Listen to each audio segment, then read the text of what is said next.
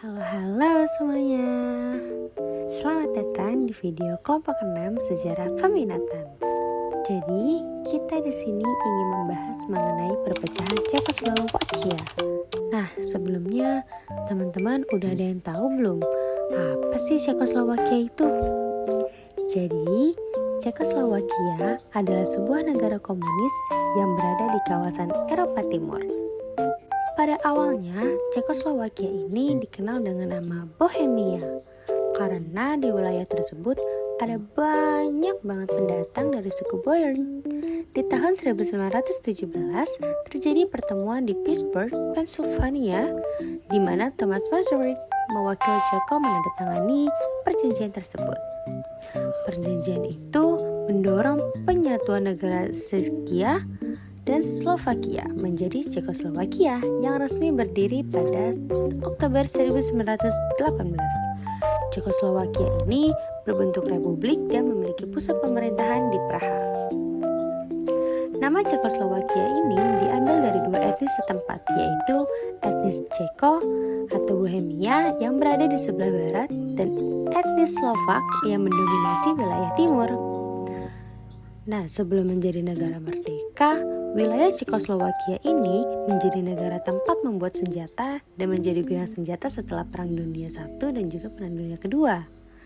Seiring perjalanannya menjadi sebuah negara, di tahun 1948 hingga 1989, Cekoslowakia pun menjadi republik yang berpaham komunis. Oke, di sini adalah latar belakang perpecahan Cekoslowakia. Selain memiliki paham komunis, Cekoslowakia melakukan politik tangan besi, atau lebih tepatnya, menggambarkan rezim kepemimpinan yang keras dan kejam. Hanya kepada pihak-pihak yang dianggap membahayakan kepentingan pemerintah. Agama berada di bawah kendali pemerintah, ditambah penangkapan pihak-pihak yang dianggap anti pemerintah. Meski awalnya merupakan negara yang maju, lama-lama Cekoslowakia mengalami kemunduran karena sistem ekonomi yang terpusat. Hal ini mendorong timbulnya gagasan dan tuntutan kepada pemerintah untuk melakukan reformasi, salah satunya dari Alexander Dubček. Nah, pada tahun 1968, Dubček yang reformasi terpilih menjadi sekretaris tinggi Partai Komunis. Terus ada beberapa kebijakan yang diberlakukan Dubček. Salah satunya adalah melonggarkan pengawasan terhadap media. Periode reformasi ini sering disebut dengan nama musim semi Praha atau Prague Spring, yang berlangsung pada tanggal 5 Januari 1968, 21 Agustus 1968. Hal-hal yang dilakukan oleh Dubček ternyata mengundang rasa tidak suka dari Uni Soviet karena pendukung ideologinya berkurang. Uni Soviet akhirnya menginvasi Cekoslowakia bersama beberapa negara lainnya pada tanggal 21 Agustus 1968. Pasca invasi yang dilakukan oleh Uni Soviet, pasukan Uni Soviet masih ditempatkan di Cekoslowakia. Nah, guna mengawasi pergerakan Cekoslowakia, Dubček yang menjadi kepala negara tidak bebas untuk melakukan sesuatu dan akhirnya mundur pada 1969. Kepemimpinannya diganti oleh Gustav Husak yang pro-komunis. Di tahun ini juga sistem administrasi Cekoslowakia dimodifikasi menjadi sistem federal yang terdiri menjadi dua negara federasi, yaitu Republik Sosial Ceko dan Republik Sosial Slovakia. Pada 1989 terjadi demonstrasi yang disusul tekanan dari rakyat untuk melakukan reformasi politik.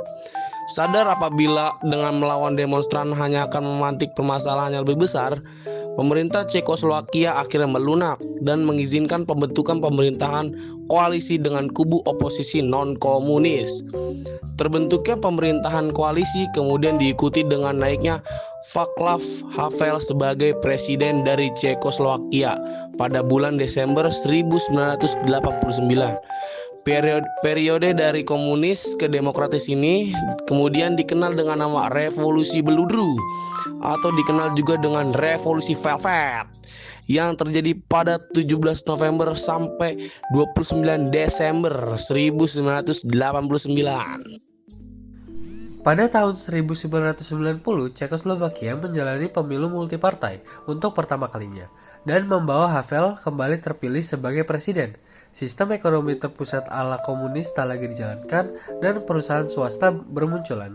Media diberi hak seluas-luasnya dalam hal pemberitaan, embel-embel sosialis dalam negara dihilangkan.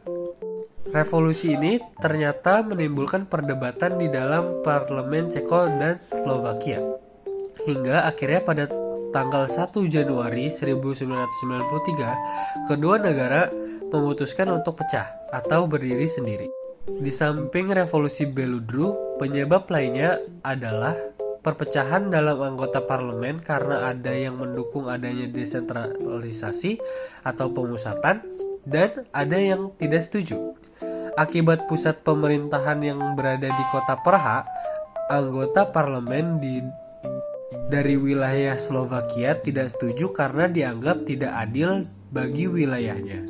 Selanjutnya, ada faktor-faktor yang memengaruhi perpisahan Cekoslovakia. 1. Ada perbedaan kondisi masyarakat dan infrastruktur antara kedua negara.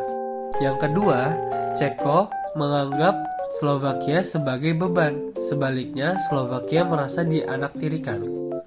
Dan yang ketiga, setelah sistem komunis tumbang, kedua negara sepakat akan lebih mudah berkembang jika keduanya menjadi negara yang terpisah. Meski Ceko dan Slovakia telah berpisah, perpecahan Cekoslovakia berlangsung dengan damai, sehingga tidak ada konflik yang menyelimuti. Nah, gimana? Sudah paham dong apa penyebab negara di Eropa yang berpisah di masa lalu? Meski Ceko dan Slovakia telah berpisah, perpecahan Cekoslovakia berlangsung dengan sangat damai sehingga tidak ada konflik yang menyelimuti. Gimana? Udah pada paham belum apa penyebab dari negara Eropa ini yang berpisah di masa lalu? Untuk lebih lengkapnya, kalau ada yang masih kurang paham boleh ditanyakan ya. Terima kasih. Bye-bye. Wassalamualaikum warahmatullahi wabarakatuh.